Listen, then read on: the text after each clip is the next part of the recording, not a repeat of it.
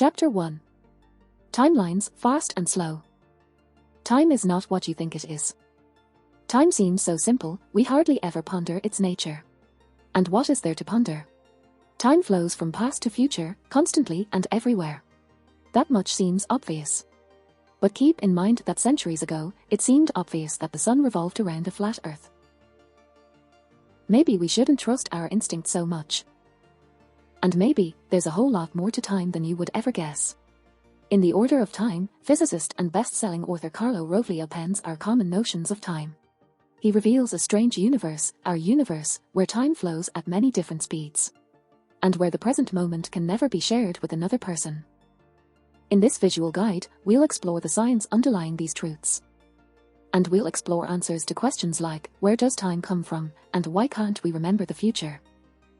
Let's get started by tackling a common misconception about time, that we each experience time in the same way. It's just not true. Ever since Einstein revealed his theory of relativity, physicists have understood that each of us has our own unique path through time. Our own timeline.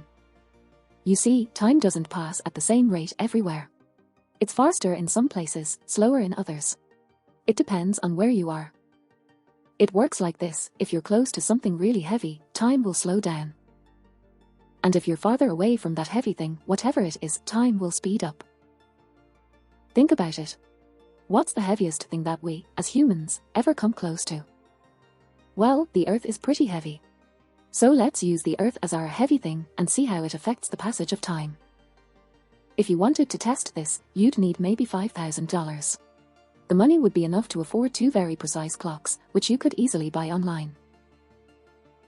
Sync the clocks to the same exact time. Then, put one clock on the floor and the other clock on a shelf. Since the floor is lower than the shelf, the clock on the floor is closer to the Earth than the clock on the shelf. And since it's closer to the Earth, it'll experience time a little more slowly than the clock on the shelf. If you wait a little while, you'll be able to see the difference. The clock on the floor will start to run slow compared to the clock on the shelf. For a much bigger difference, you could put one of the clocks high up in a skyscraper or on top of a mountain. It's that simple and that real. Time also slows down if you're moving fast. The faster you go, the slower you experience time. To test this effect, you could sync those very precise clocks again, then keep one in your home and put the other one on, say, a bullet train. Something fast. Take a round-trip journey on the train, then bring your clock home. The clock from the train will show a slightly earlier time than the clock you left at home. The bottom line is this: everyone's timeline is a little different because we all move through the world in different ways. Fast or slow, high or low, it all adds up to an experience of time that is unique for every individual. The main ideas, Chapter 1. Each of us has our own unique passage through time. The closer you are to something heavy, the more slowly time will pass for you. The faster you travel, the more slowly you experience time. Chapter 2. Now is just a point of view. We learned in the last chapter that each of us has our own timeline, our own unique path through time. But can our timelines intersect? In other words, can we share the same now? Well, not exactly.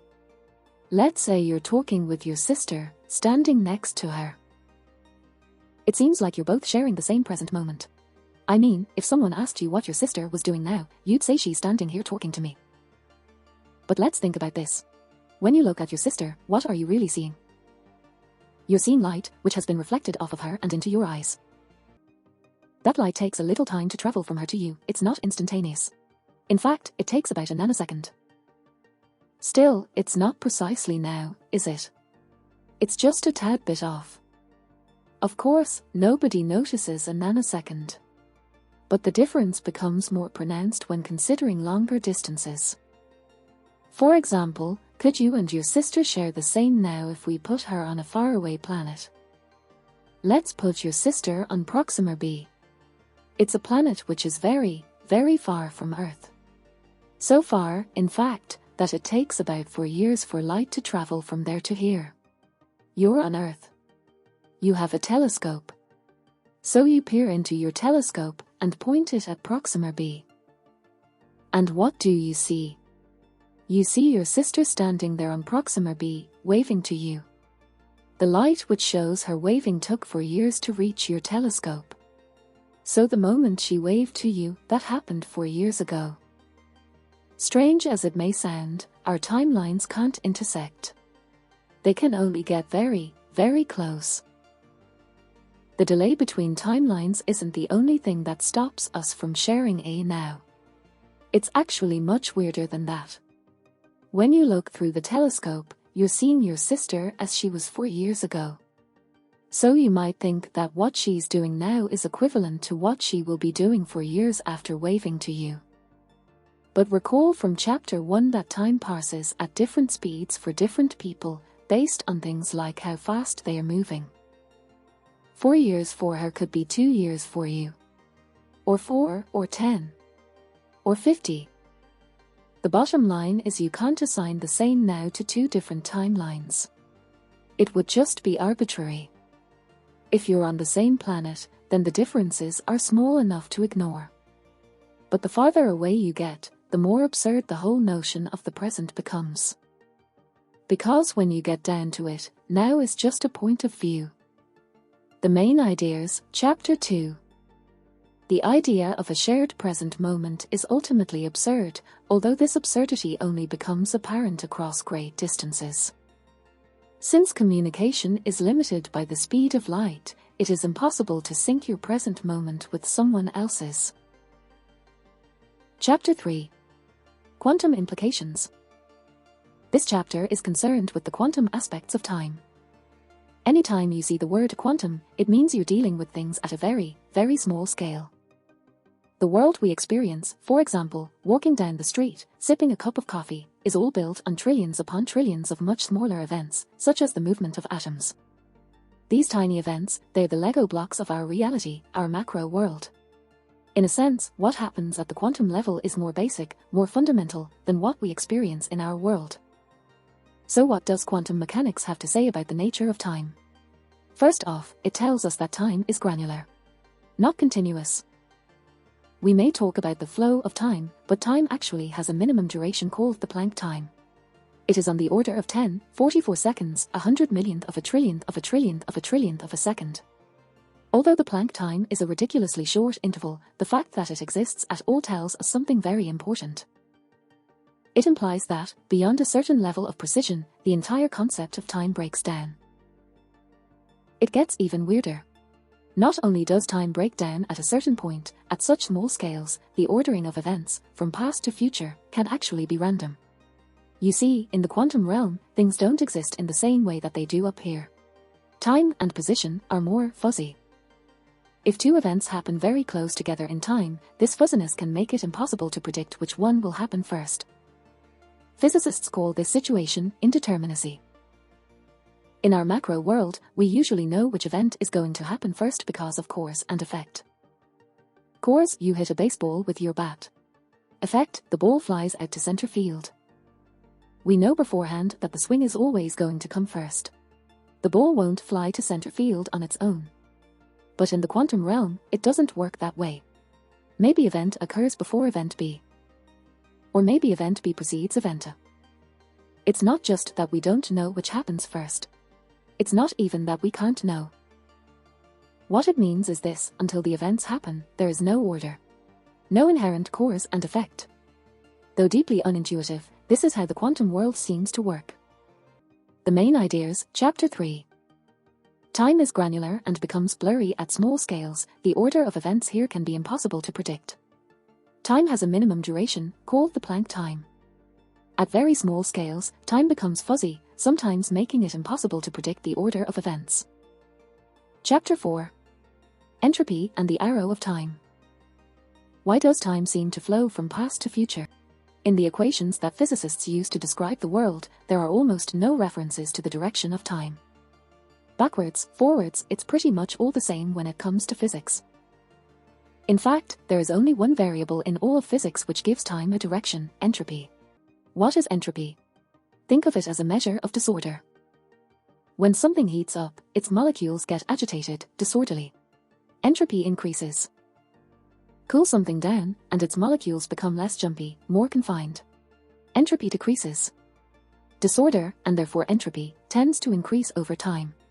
Like when you mix hot and cold water, the jumpy hot molecules jostle the calmer cold molecules. As the agitation spreads, the disorder spreads. Entropy increases. The opposite, becoming more ordered over time, never happens on its own. That would be like a bath of warm water separating into hot on one side and cold on the other. In other words, entropy is a one-way street. As time progresses, entropy may go up, but it'll never go down. It's the only variable that points the arrow of time. Although entropy has this special relationship with time, it doesn't mean that time inherently points in only one direction. Entropy, Rovelli believes, is a relative concept. The entropy that we experience increases over time, but it doesn't have to be that way. Think of it like this. Let's say we have a deck of cards, black cards on top, red on bottom. If we only notice the color, then this deck is as ordered as it will ever get, since the colors are completely separated. And then as we shuffle, the colors begin to intermingle. The entropy increases as disorder creeps into the deck. Now what if a friend of yours started with that same deck, but instead of noticing the colors, your friend could only see the numbers? Well, it would switch from being a very ordered deck to a very disordered one. The colors would be all together, but not the toes. Not the sixes. The deck would be the same. But the entropy of the deck would be completely different. It would change based on how each of you interacted with it, whether through colors or through numbers.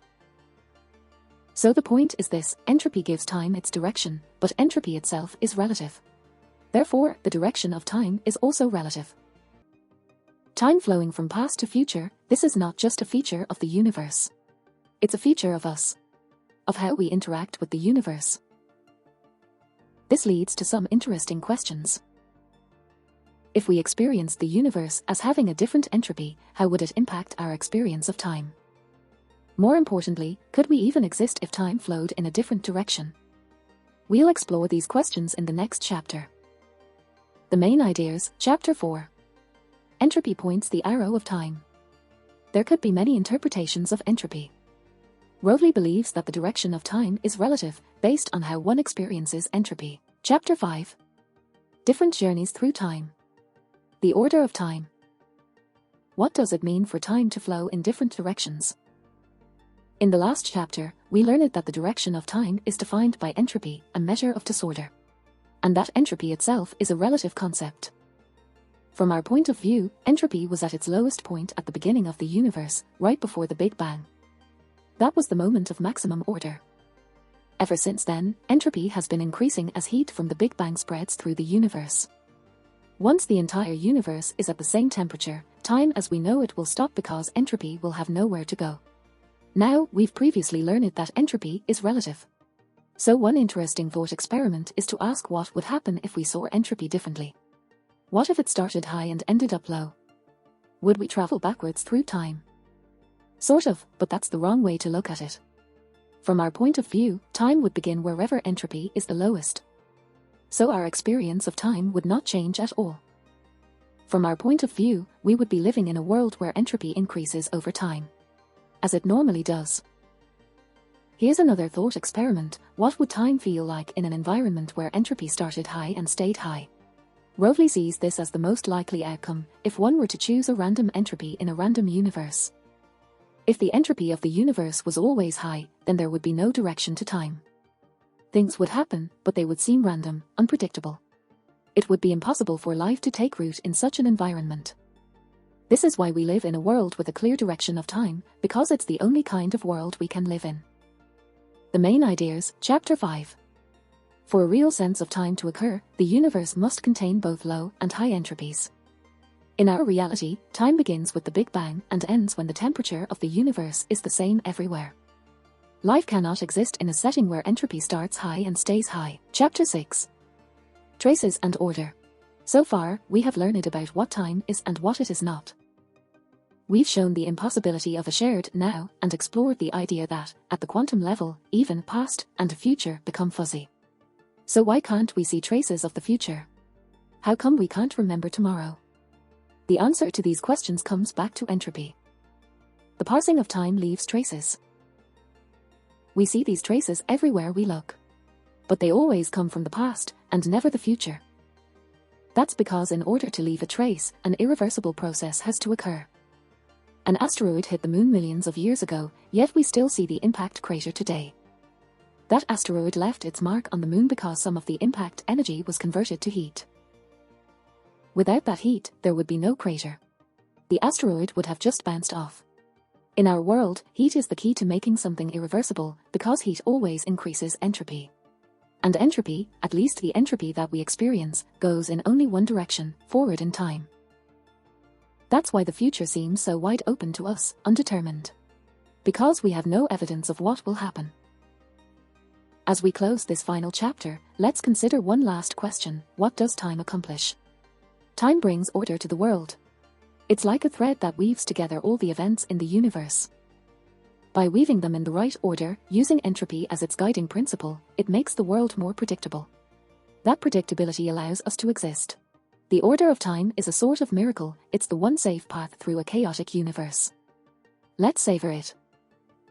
The main ideas, Chapter 6. We can only observe evidence of the past, not the future. Heat is required to make an irreversible, measurable change to the world. Time connects the events of the world in a way that makes them more predictable and supports life.